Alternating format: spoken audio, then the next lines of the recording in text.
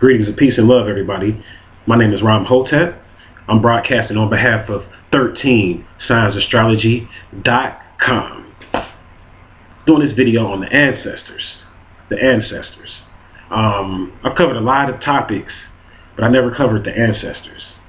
And I waited for a reason. Because I wanted to put out the information about the Natiru first, and I wanted to put the information out about the animal spirits first, but I never talked about the ancestors. It's funny, I did a song on the ancestors and never even talked about them on a metaphysical level. That's funny, but anyway, the ancestors. Now, when people talk about the ancestors, a lot of times they say the ancestors, and then you have some people that talk about ancestors and connecting with people that are a part of their ancestral line or their family. And it's a big difference. I mean, you have the ancestors, which is one thing, and when you talk about the Natiru and you talk about the Orishas and all of that, that's when you're getting into the ancestors. When you talk about the Ennead structure of ancient Egypt, the ancient Kemet, the ancient Tamaray, you're talking about the ancestors. Those are the ancestors that you're talking about. Now, it's important for you to understand that when you talk about the ancestors, because there's two parts to it, and I'm going to get into the second one. When you talk about the ancestors, it's important that you understand that all things in nature are your ancestors. That's right. All things in nature are the ancestors. The sun, the moon, the animals, the air. These are your ancestors. Because all of these things were a part of the blueprint that it took for you to get here. You see, we are humans, but we are still in an animal body. And in the occult, the humans are called the human beast. The human beast. And the reason why human is called the human beast is because you are in this body. You see, in the occult, we teach that you're much more than the shell. You're much more than this body, but you are a spirit that's trapped into a sarcophagus, which is this body. You see, your body is a sarcophagus or a tomb. And your spirit is trapped in here for a time. It's been trapped in here for a time. So you are a beast because you are trapped in a vehicle that is basically an animal vehicle. The human body is based off of the animal kingdom. You see, and there were animals that were a part of the experiment that it took to bring you here. That's right. You are a part of an experiment, for those people that don't know this. And there were animals a part of this experiment, as well as extraterrestrials that were a part of this experiment. And extraterrestrials put all of their genes in a bowl, along with some animal genes, and mixed them together to create humans. You see, and this is why they say some humans come from monkeys and all that type of stuff. It's not that anybody comes from monkeys, it's just that certain monkeys, like the gibbon and the chimpanzee, were used in the experiment to create you. And it's just the facts. And I know a lot of people don't like hearing that, but yeah, you're in an animated body. This is what astrology is talking about. This is why they use animals in astrology, because you are a human beast. You are a human beast, but it took animals, the sun, the air, ether to create you. Now let's talk about ether. Now there's 9 etheric levels, just like there's 9 Enneads in ancient Egypt, Ra being the head of the 9 Ennead structure. And Ra is the head, but there are 9 different etheric levels. So what am I saying here? I'm saying that when you talk about the ancestors, you could be talking about ether. When you talk about Ra, you're not just talking about an anthropomorphic entity. You could be talking about the fire element.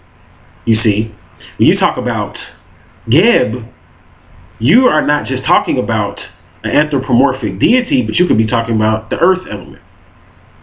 You see, all of these different names in the Ennead structure, they all mean things. They all represent something. The stories of the Natiru, the stories of the Orishas are documenting a lot more than just some beings that created everything. It's a lot more than just a comic book. And it's documenting a lot more than just some 9 beings that got together to create things. The stories of the Enneads are actually 7 to 10 stories compiled in one. Meaning that when I talk about Heru, or when you read the story of Heru, you might be reading one story, but it's 7 stories within that. Meaning that it's 7 versions to that one story, or 7 levels to that one story. You see, because on one level, Heru is a baby. On another level, Heru is a falcon. On another level, Heru is a grown man, a warrior. You see, the Falcon King. This is what Heru is, or who he is. He's the king on one level. You see, but then he's a baby on another. So there's different versions to the same stories that you're reading about when you talk about the ancestors and the Natiru. And it's important for you to know that you are related to the elements. You are related to Mercury. You are related to Mars. You are related to ether, because it took these things to bring you here into this existence. This very slow, etheric existence. You see, there's different levels to ether. And it's important for you to understand that. You are on a very slow vibration. You're on a very low etheric level. The ethers here are very murky. Very slow. But everything is rising up. You see, everything is speeding up. Your energy is rising up. And we are going into higher etheric levels. And you can speed up this process by eating right and doing things like that. But you want to honor nature. You want to honor the human beast, your body.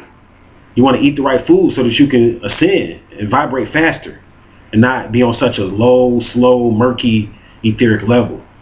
And all this is key when you talk about communicating with ancestors. All this is key. All this is key.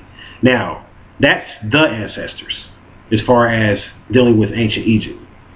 Now, let's get into your ancestors.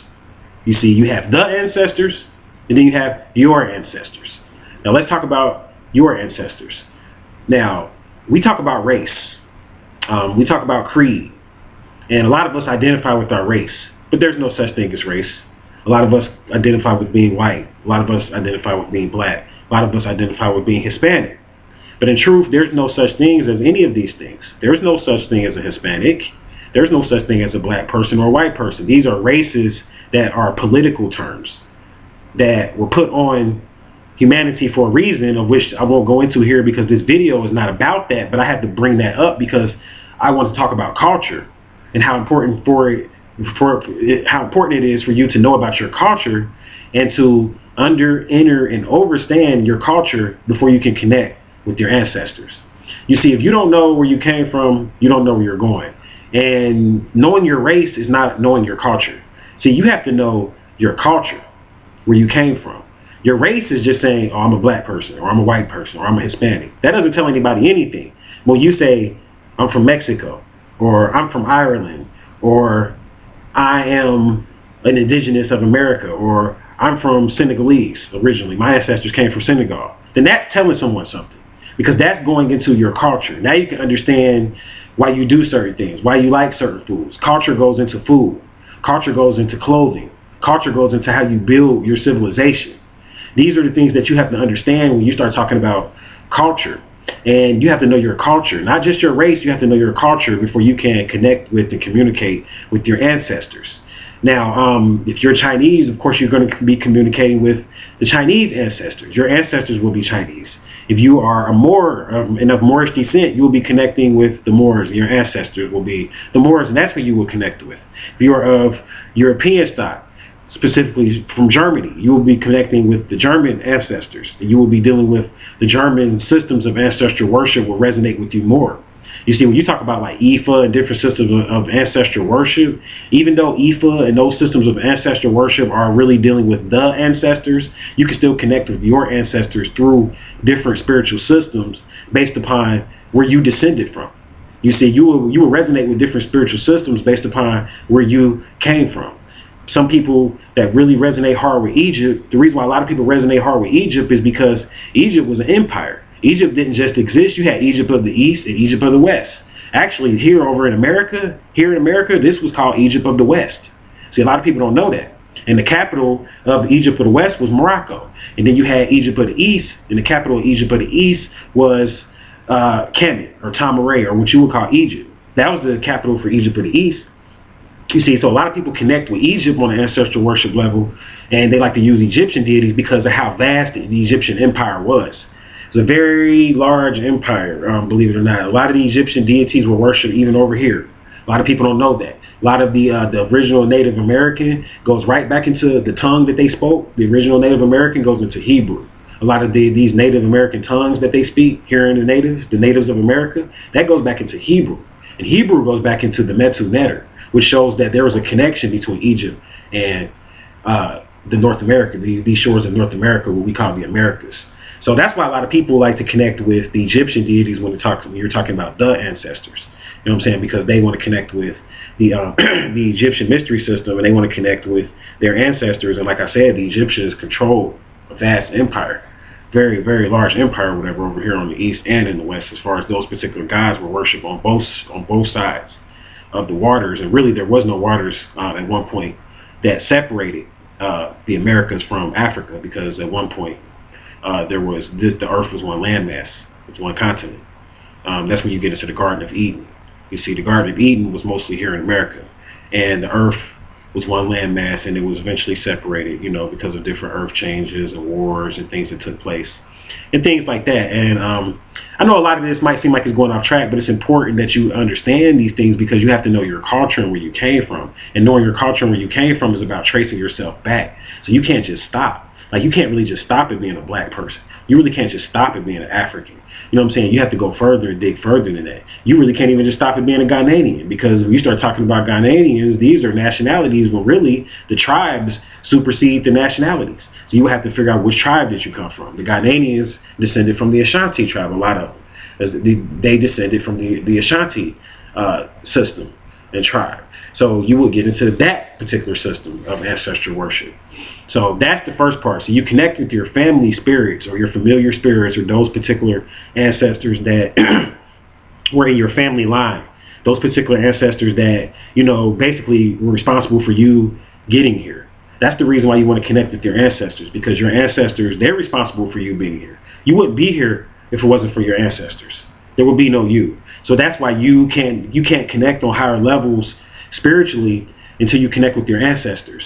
Your magic and your rituals aren't going to work until you connect with your ancestors. You see, you want to get in here and you want to do this deep magic. People want to connect with aliens. People want to connect and do abundance rituals and connect with the abundance angels, but they haven't established a connection with their ancestors, and they're wondering why their rituals aren't working. Your rituals aren't working because you won't honor those particular ancestors that are right here with you all the time. Your ancestors are always with you. People go to funeral homes and stuff like that. You don't have to go to a funeral home to go visit your ancestors. Your ancestors are with you. You build up a shrine, and I'm going to talk about that. So I'm not going to talk about that right now or whatever, but I'm going to eventually go into how to connect with your ancestors. I'm going to eventually go into that. But yeah, man, I mean, you want to definitely connect with your ancestors. Your magic is not going to work until you do that. You know what I'm saying? Like, the spells and the things that you're doing and the rituals that you're doing are not going to work. And if they do work, they're not going to work the way that they could have worked if you had a connection, a bond, and an alliance with your ancestors. And when I'm saying ancestors, not the ancestors, but your ancestors, those particular beings that were responsible for you getting here. So that's why it's important. That's why it's important, because you want to have a connection with them so that you can have a connection with the spiritual realm. When you connect with your ancestors, you're connecting with the spiritual realm. Your ancestors, when they passed over into the other world, or what you call die, and they went to heaven, or whatever you want to call them, when they went to the other side, they were given a job and a responsibility. And that job and responsibility was to watch over you and to protect you and to be a part of your guide system. Your ancestors are a part of your system of guides. So you have to connect with them. It's absolutely necessary that you connect with them before you go to the next level. And now let's talk about how to connect with them. One of the main ways to connect with the ancestors is to build a shrine in your home for them. You want to put a space in your home for them. That's basically what a shrine is. A space in your home for your ancestors. And you want to put a picture of them there. You want to put an object of them there. You want to, any type of memories that you have of them, any type of items that you might have of them, or anything that you know that they liked, or foods that they liked, you want to leave that there in that particular place to honor them. That's how you do it. And you want to leave that space for them so that they would have a place in your home. So then they will start to communicate with you then, because they're there with you. Now you're attracting them. You know what I'm saying? So they're there with you. Now, you don't want to attract them for selfish purposes. I want to point that out. You know what I'm saying? You don't want to attract them and be like, oh, help me to get this job or something like that. You want to just connect with them to establish a connection in the spiritual realm, period. That's the main reason why you want to do it. So it's like, it's kind of like you're good on the spiritual realm. I don't know if you guys are feeling me or whatever. It's like you're good or whatever. Like if you establish a connection with your ancestors, it's kind of like you become like almost like a made person at that point once you establish a connection. So now you're made in the spiritual realm because they're your connection to the other entities in the spiritual realm in the fourth dimension. Your ancestors, they're going to speak on your behalf there. You know what I'm saying? That's why it's their job to guide you and protect you because, and I'm going to point this out here, reincarnation takes place through the ancestral line. You see, so when you talk about reincarnation, people, they got into that doctrine and they were only given part of it.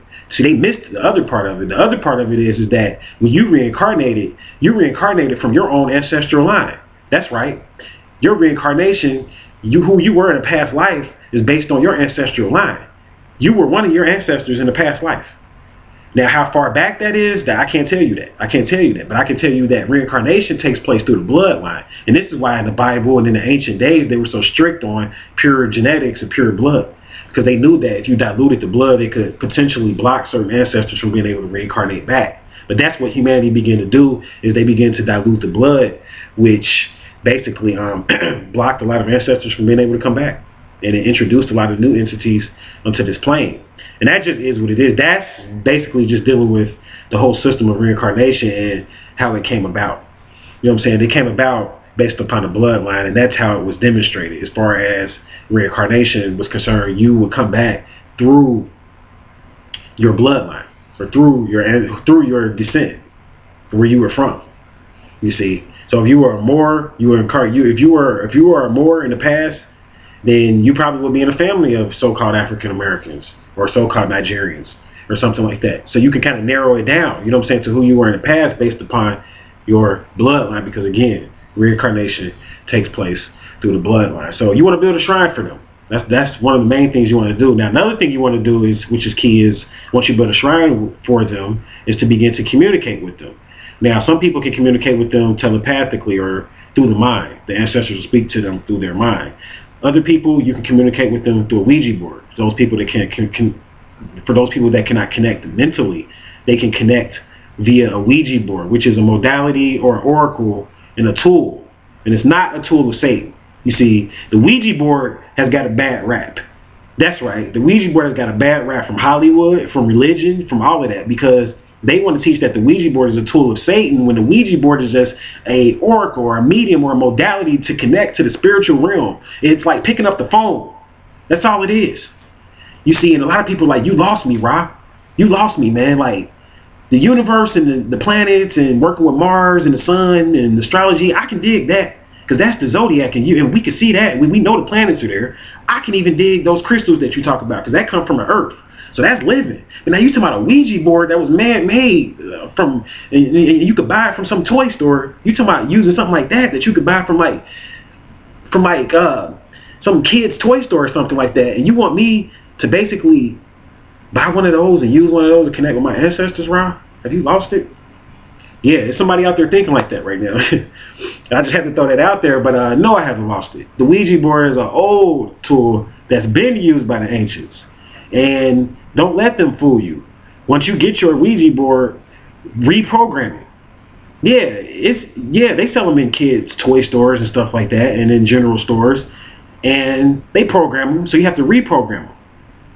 Yeah, they program them, they put entities on them, but you reprogram it. You see, as an occultist, you have to know that it was programmed, and you have to know how to break the spell, and you reprogram. So there's nothing wrong with Ouija boards. There's nothing wrong with Ouija boards to connect with your ancestors. The reason why people have a hard time with them is because a lot of times people use the Ouija board and they don't know who they're calling up. You feel me? Like, for instance, they'll just pull out a Ouija board and just everybody put their hands on it, like some high school people or whatever, some high school kids, they all put their hands on it, and they'll start moving or something or whatever, and they don't really know who they're calling up. They're just like, what is it spelling? You're supposed to know who you're calling up before you whip out a Ouija board. You're supposed to put intent into it. Magic is all about your intentions. So you state who you want to call up. I'm calling up my grandma Betsy, you see, or I'm calling up my grandma May, you know what I'm saying, or I'm calling up my grandma Jackie, you know what I'm saying. Like, you know exactly who you calling, you know what I'm saying. You put your intentions into that. And that's why a lot of people get in trouble with Ouija boards, because, yeah, a walk-in can take over you. If you're just going into the spirit world all randomly and you opening yourself up to it without stating your intentions. See, they go off of you. When you come over there all blind and willy-nilly, they can use you because you opened yourself up to it. They operate off free will. So as soon as you open yourself up to it, if you don't know what you're doing, they can come into you and take control of you. It's called a walk-in, and begin to possess you. You see, that can happen from dealing in the spiritual world for people that aren't properly initiated. And that's why it's important, I want to point this out here, is for people to understand why ones are to become properly initiated into certain spiritual systems. Now, you don't have to be properly initiated to work with your ancestors, but it would be a lot better if you were a proper initiate into a certain spiritual order, if you were one who visited the astral realm and was initiated by ascended masters. You see, when I say being initiated, I'm not talking about into some mundane order. I'm talking about into the order that is located on the astral plane, the order that exists on the astral plane. And you should be initiated before you get into certain aspects of the occult. You should know. But when I say initiated, again, no man can make you. No woman can make you. You see, you made yourself. You decided to come here. So therefore, you can initiate yourself into certain spiritual orders. And I'll go into that at another time. You know what I'm saying? I'm not going to go into that here, but I just wanted to point that out, that being initiated into certain things is important too. A lot of people anybody can pick up books and read books. But it's another thing to be an initiated master, because everybody that's initiated knows that when you take that initiation, they do something to you, and something is put in you to where you can decode information.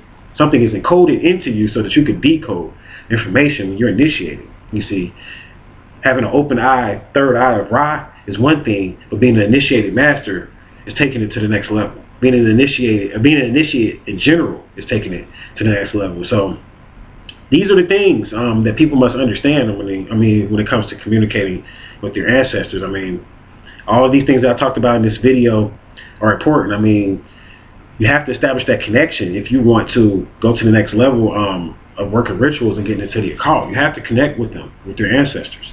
It's a must. It's a must. Once you connect with them, things are going to start to go a lot better for you, because you're going to have a lot of juice in the spiritual world now. So now you can begin to connect with other beings and do other magical rituals and things like that, and then things will go a lot better for you. You know what I'm saying? Because you have that connection with your ancestors.